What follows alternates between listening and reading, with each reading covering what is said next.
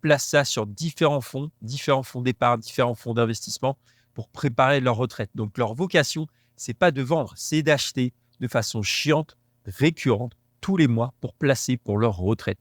Et donc, c'est pour ça que pour l'instant, on ne connaît pas de correction sur le Bitcoin. On a connu un Bitcoin qui a percé son ATH, qui était fixé auparavant à 69 000 $.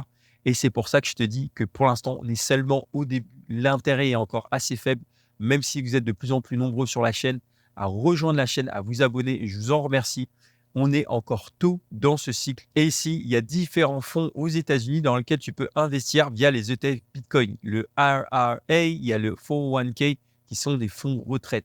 Donc, la vocation, c'est un peu comme le S&P 500 qui a une performance d'environ 9% par an. Ici, les Américains vont établir la même stratégie, c'est-à-dire d'investir dans les ETF et Bitcoin qui sont, oui, considérés comme risqués et volatiles, mais qui prend de la valeur et ce, beaucoup plus que le S&P 500, voire l'or. Ça n'a rien à voir. Et pour l'instant, ce n'est pas encore réellement accessible, mais à partir du moment où Vanguard le proposera, je pense que ça sera tout simplement la folie. Et donc, oui, je te disais, les Américains vont acheter et ne pensent pas à vendre.